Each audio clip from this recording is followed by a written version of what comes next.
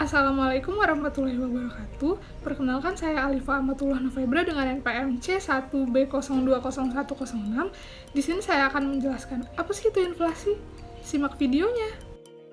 Inflasi adalah proses naiknya harga barang dan jasa secara umum dan terus-menerus, atau dengan kata lain, inflasi adalah proses menurunnya nilai mata uang secara terus-menerus.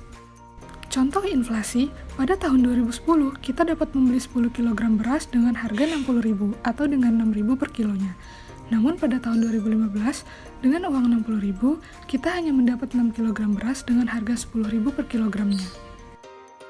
Ciri-ciri inflasi yaitu sebagai berikut. Yang pertama, harga-harga barang pada umumnya dalam keadaan naik terus-menerus. Yang kedua, jalan uang yang beredar melebihi kebutuhan. Yang ketiga, jalan barang relatif sedikit. Dan yang keempat, nilai uang atau daya beli uang turun. Faktor-faktor penyebab inflasi, diantaranya yang pertama yaitu konsumsi masyarakat yang tinggi yang tidak disertai dengan ketersediaan barang yang cukup. Yang kedua, pengeluaran biaya produksi yang tinggi. Yang ketiga, distribusi barang yang tidak lancar. Dan yang keempat, jumlah uang beredar lebih banyak daripada jumlah uang yang dibutuhkan. Menurut Bank Indonesia, dampak inflasi yang tinggi akan menyebabkan pendapatan real masyarakat akan terus turun, sehingga standar hidup dari masyarakat turun, dan akhirnya menjadikan semua orang, terutama orang miskin, bertambah miskin. Secara historis, tingkat inflasi di Indonesia lebih tinggi dibanding dengan inflasi di negara-negara berkembang lain. Sementara negara-negara berkembang lain mengalami tingkat inflasi di antara 3-5% per tahun, pada periode 2005-2014, Indonesia malah memiliki tingkat inflasi tahunan rata-rata 8,5% dalam periode yang sama. Baru mulai dari tahun 2015, inflasi di Indonesia boleh dikatakan terkendali, bahkan masuk ke era baru, yaitu era inflasi yang rendah.